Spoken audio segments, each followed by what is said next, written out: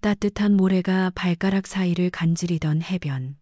그날 오후 나는 손자 민준이와 함께 파도 소리를 들으며 평화롭게 앉아 있었다. 그때 휴대폰이 울렸다. 모르는 번호에서 온 문자, 메시지 하나. 내 심장은 순간 쿵 하고 내려앉았다. 할머니, 가족을 믿지 마세요. 당장 만나야 합니다. 과연 누구에게서 온 메시지였을까? 그리고 내가 믿었던 모든 것이 정말로 거짓이었을까? 그 메시지는 내 마음에 돌멩이 하나를 던진 듯 파문을 일으켰다. 민준이는 옆에서 천진난만하게 웃고 있었지만 나는 그의 얼굴을 똑바로 볼 수가 없었다. 무슨 일 있으세요? 할머니. 민준이의 걱정 어린 목소리에도 나는 그저 괜찮다고만 말할 수밖에 없었다. 불안감이 내 안을 파고들었다. 내가 평생을 걸어온 가족이라는 울타리가 대체 어디서부터 균열이 가기 시작한 것일까? 그리고 이 미지의 그림자는 왜 지금 이 순간 나를 가장 평화로운 곳에서 찾아온 것일까? 다음 날 아침, 나는 민준이에게 급한 볼일이 생겼다고 둘러대고 홀로 조용한 카페로 향했다. 익명의 발신자가 지정한 장소였다. 유리창 너머로 낯선 남자가 나를 기다리고 있었다. 그는 나를 보자마자 고개를 깊이 숙였다. 그의 이름은 김민수. 민준이의 회사 회계사라고 했다. 그의 얼굴에는 짙은 피로와 함께 형언할 수 없는 두려움이 서려 있었다. 그의 이야기는 내 영혼을 찢어놓는 칼날 같았다. 민준이가 거액의 도박 빚에 시달리고 있다는 것, 그리고 그 빚을 갚기 위해 내가 가진 모든 것을 빼앗으려 한다는 충격적인 진실이었다. 김 회계사는 떨리는 목소리로 말을 이었다. 민준이와 그의 아내 혜진이가 가짜 유언장을 만들었다고. 내가 정신적으로 무능력하다는 진단서를 위조하기 위해 내 약에 벤조디아제핀이라는 약물을 몰래 섞었다고 했다. 그것도 아주 오랜 시간 동안 말이다. 그들은 내가 정상적인 판단을 할 수 없는 사람으로 보이게 만든 다음 결국은 나를 사고로 위장하여 살해할 계획까지 세우고 있다고 했다. 내 심장이 차가운 얼음 덩어리로 변하는 듯했다. 손자의 입에서 나오는 웃음소리가, 손자의 따뜻한 손길이, 그 모든 것이 사실은 나를 향한 치밀한 계획의 일부였다는 사실이 믿어지지 않았다. 나는 숨을 쉴 수가 없었다. 내 인생의 가장 큰 배신을 지금 이 순간, 가장 사랑했던 손자에게서 당하고 있다는 사실이 나를 질식시켰다. 김 회계사는 계속해서 증거들을 내밀었다. 은행 거래 내역, 약물 구매 기록, 그리고 그들이 주고받은 메신저 대화까지 모든 것이 너무나도 명확하고 잔인했다. 나는 그제야 지난 몇 달간 내가 느꼈던 피로감, 알 수 없는 졸음, 그리고 기억력 저하가 단순한 노화 현상이 아니었음을 깨달았다. 내 머릿속은 혼란으로 가득 찼고 배신감과 함께 거대한 분노가 치밀어 올랐다. 어떻게 사랑하는 할머니에게 이런 짓을 계획할 수 있단 말인가? 내가 그동안 민준이에게 베풀었던 모든 사랑과 희생이 이렇게 잔인하게 되돌아올 줄은 상상조차 하지 못했다. 김 회계사는 내게 유명한 변호사인 이지영 변호사를 소개해 주었다. 그녀는 차분하고 냉철했지만 눈빛에서는 강한 의지가 느껴졌다. 나는 이 변호사 앞에서 김 회계사가 들려준 이야기를 다시 한번 토해내야 했다. 내 목소리는 떨렸고 내 눈에서는 쉼없이 눈물이 흘러내렸다. 이 변호사는 내 이야기를 들으며 고개를 끄덕였다. 그녀는 즉시 나에게 종합건강검진과 독극물 검사를 받을 것을 권했다. 그리고 모든 가족 구성원들에게 나의 상태에 대해 알리지 말라고 단호하게 말했다. 나는 이미 죽음의 문턱에 서 있었던 것이나 다름없었다. 그 사실이 온몸의 피를 얼어붙게 만들었다.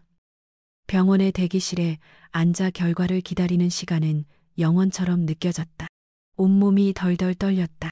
내게 남은 시간이 얼마나 될까? 나는 정말로 민준이의 계획대로 아무것도 모른 채 사라질 운명이었을까? 며칠 뒤 결과가 나왔다. 의사는 내게 나는 완벽하게 명료한 정신 상태를 가지고 있다고 말했다. 하지만 독극물 검사에서는 내 약물에서 벤조디아제핀 성분이 미량 검출되었다는 충격적인 결과가 나왔다. 의사는 그 성분이 장기간 복용 시인지 능력 저하와 혼란을 유발할 수 있다고 설명했다. 내 몸은 내 의지와 상관없이 서서히 파괴되고 있었던 것이다. 나는 그 자리에서 주저앉아 통곡했다. 내 생명을 가지고 장난친 그들의 잔인함에 치가 떨렸다. 이 변호사는 즉시 움직였다. 그녀는 법원에 긴급 보호 명령을 신청하고 내 모든 자산을 동결시켰다. 그리고 민준이와 혜진이를 상대로 사기, 독극물 투여, 살인 미수 혐의로 고소장을 접수했다. 법률팀은 빠르게 움직였다. 나는 그들의 도움으로 안전한 은신처로 거처를 옮겨야 했다. 낯선 곳에서 홀로 지내는 시간은 두려움과 고통으로 가득했다. 민준이와 혜진이는 내가 사라진 것을 알게 되자마자 언론에 나를 납치당했다고 거짓으로 알렸다. 그리고 법원에 내가 정신적으로 무능력하다며 성년 후견인 지정을 신청했다. 그들은 나를 완전히 무력화시키려 했다. 하지만 이미 확보된 내 건강검진 결과와 독극물 검사 결과는 그들의 주장을 단번에 반박했다. 법원은 그들의 신청을 기각했다. 나는 이 변호사의 보고를 받으며 가슴을 쓸어내렸다. 한 줄기 빛이 보이는 듯했지만 여전히 거대한 어둠 속에 갇힌 느낌이었다. 은신처에서 지내는 동안 나는 세상과 단절된 채 오직 살아남기 위해 애썼다. 매일 밤 악몽에 시달렸다. 민준이의 웃는 얼굴이 나를 비웃는 악마의 얼굴로 변하는 꿈. 차가운 손이 내 목을 조여오는 꿈.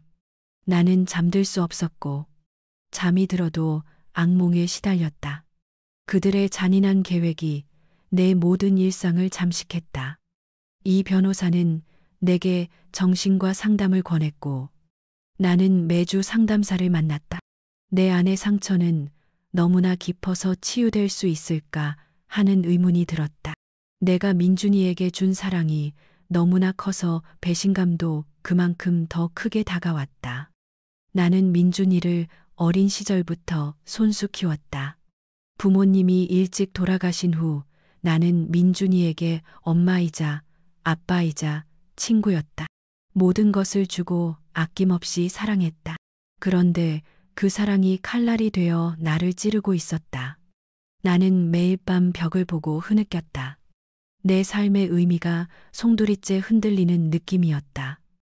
어느 날 밤 은신처에 조용히 머무르고 있던 내게 이 변호사로부터 긴급한 전화가 걸려왔다. 민준이와 혜진이가 우리 집에 침입했다는 소식이었다. 그들은 내가 해외에 가지고 있는 비상금 계좌의 비밀번호를 찾기 위해 집을 뒤지고 있었다고 했다. 다행히 김 회계사가 미리 은행에 연락하여 해당 계좌를 잠가두었기에 큰 피해는 없었지만 그들의 탐욕은 끝이 없다는 것을 다시 한번 확인시켜주는 사건이었다. 그들은 내가 살아있는 한 결코 멈추지 않을 것이라는 섬뜩한 확신이 들었다. 나는 분노와 함께 더 큰 공포에 휩싸였다. 내가 살아있는 것이 그들에게는 방해가 되는 존재일 뿐이었다. 경찰은 민준이와 혜진이의 움직임을 추적하고 있었다. 그들은 내가 해변에서 머물렀던 그 리조트 별장에 숨어 있다는 것을 알아냈다. 경찰은 즉시 별장을 포위했다. TV 뉴스에서는 속보로 그들의 이야기가 연일 보도되었다. 대기업 손자, 할머니 살해 시도 혐의로 체포 임박. 나는 그 뉴스들을 보면서도 믿을 수 없는 현실을 마주하고 있었다. 내가 사랑했던 손자가, 그렇게나 착하고 밝았던 손자가 어떻게 이 지경까지 오게 되었을까? 나는 경찰에게 민준이와 통화할 수 있도록 해달라고 요청했다. 처음에는 모두가 반대했지만 나는 간곡히 설득했다. 내가 직접 그를 마주해야만 이 모든 지옥 같은 상황을 끝낼 수 있을 것 같았다. 내 마음속에는 여전히 민준이에게 남아있을지도 모르는 한 조각의 인간성에 대한 희미한 기대가 있었다. 혹은 그저 이 모든 고통을 끝내고 싶은 절박함이었을 수도 있다. 경찰은 결국 내 뜻을 따르기로 했다. 물론 철저한 보안 하에서 말이다. 나는 방탄조끼를 입고 경찰 특공대의 보호를 받으며 민준이가 있는 별장으로 향했다. 별장 앞은 이미 수십 명의 경찰과 기자들로 아수라장이었다. 나는 그 혼란 속에서 오직 민준이의 얼굴을 볼 생각만 했다. 별장 안에 들어서자마자 민준이의 모습이 보였다. 그는 잔뜩 겁먹은 얼굴로 총을 들고 있었다. 혜진이는 그의 뒤에 숨어 떨고 있었다. 나는 민준이에게 다가갔다. 경찰은 내게 더 이상 접근하지 말라고 경고했지만 나는 멈출 수 없었다. 나는 그 아이의 눈을 봐야 했다. 민준아. 내 목소리는 떨렸지만 단호했다. 할머니 여기 왔다. 대체 왜 이 지경까지 온 거니? 민준이는 나를 보자마자 몸을 움찔거렸다. 그의 눈빛은 혼란스러웠고 절망과 분노, 그리고 아주 희미한 후회가 뒤섞여 있었다. 할머니, 그게 아니에요. 저는 그저 그의 목소리도 떨렸다. 저도 어쩔 수가 없었어요. 어쩔 수 없었다고. 나는 그의 말을 끊었다. 할머니에게 독약을 먹이고 죽이려 한 것이 어쩔 수 없는 일이었다는 거니. 민준아, 네가 어떻게 이럴 수 있어? 할머니가 너에게 뭘 잘못했니? 내 가슴 깊은 곳에서부터 울분이 터져나왔다. 혜진이가 민준이의 뒤에서 속삭였다. 당신, 정신 차려요. 지금 이러면 끝장이에요. 나는 혜진이를 노려봤다. 그녀의 차가운 눈빛은 내게 더 큰 절망을 안겨주었다. 혜진아, 너도 이 모든 계획에 동참했지. 너는 내 손자까지 이렇게 만들었어. 너희 둘이서 나를 얼마나 우습게 봤니? 민준이의 눈에서 눈물이 터져 나왔다. 할머니, 죄송해요. 정말 죄송해요. 저는 도박빚 때문에 감당할 수 없었어요. 사채업자들이 저를 죽이겠다고 했어요. 혜진이도 협박당했어요. 제발 믿어주세요. 할머니, 저는 정말 할머니를 해칠 생각은 없었어요. 그냥 돈이 필요했어요. 그는 주저앉아 통곡하기 시작했다. 그의 손에 들린 총이 힘없이 바닥으로 떨어졌다. 나는 그의 모습에서 어릴 적 나에게 모든 것을 의지했던 작은 민준이를 보았다. 그의 고통이 전해져 오는 듯했지만 동시에 그의 변명이 나를 더 아프게 했다. 돈이 필요해서 할머니를 죽이려 했다는 말. 그 어떤 말도 그의 죄를 씻을 수는 없었다. 민준아, 네가 어떤 선택을 했든 그 결과는 내가 감당해야 하는 거야. 나는 힘겹게 말했다. 할머니는 네가 돌아올 길을 찾길 바랐지만 너는 가장 잔인한 길을 선택했어. 경찰이 즉시 달려들어 민준이와 혜진이를 체포했다. 그들의 저항은 미미했다. 나는 그 자리에서 쓰러질 것 같았지만 간신히 버텼다. 그들을 끌고 나가는 모습을 보며 나는 생각했다. 나의 삶은 이제 어떻게 되는 걸까? 나의 가족은, 나의 모든 추억은 이 배신으로 인해 산산조각 난 채 영원히 상처로 남을까? 민준이와 혜진이는 재판을 받았다. 그들의 죄는 명백했고 김 회계사의 증언과 나의 의료 기록, 그리고 압수된 증거들은 그들의 유죄를 입증하기에 충분했다. 그들은 결국 징역형을 선고받았다. 그들이 감옥으로 향하는 모습을 보며 나는 아무런 감정도 느끼지 못했다. 슬픔도 분노도 아닌 그저 공허함만이 나를 감쌌다.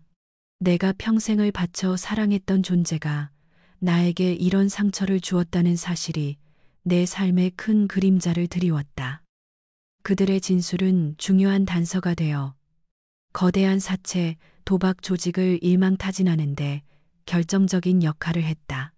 민준이는 자신의 죄를 뉘우치기 시작했고 감옥 안에서 많은 것을 반성했다고 들었다. 하지만 나는 여전히 그와 직접 마주할 용기가 없었다. 시간이 필요했다. 어쩌면 평생 동안 그와 온전히 화해하지 못할 수도 있다는 생각이 들었다. 나는 이제 다른 사람들의 삶을 돕기로 결심했다. 나처럼 가족에게 배신당하고 재산 문제로 고통받는 노인들을 위한 재단을 설립했다.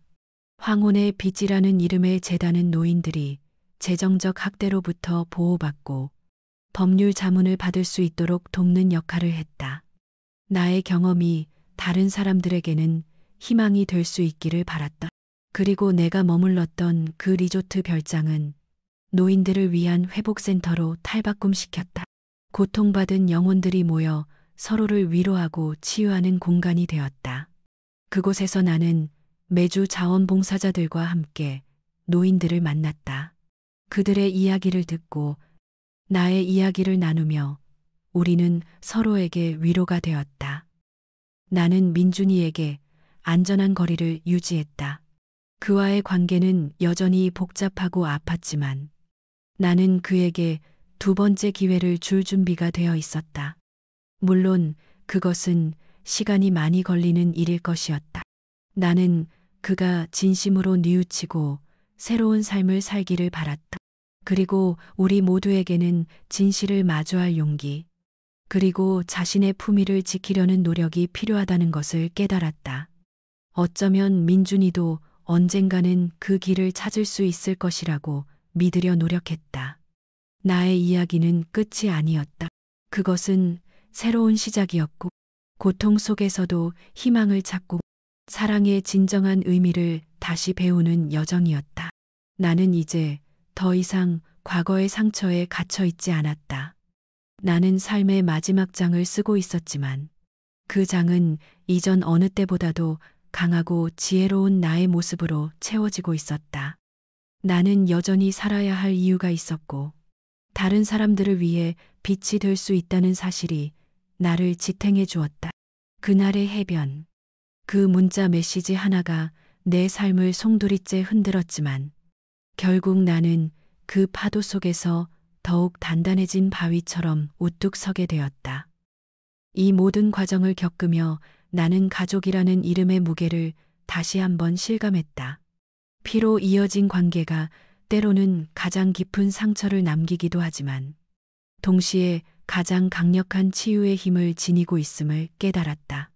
나는 민준이를 완전히 용서했다고 말할 수는 없었다.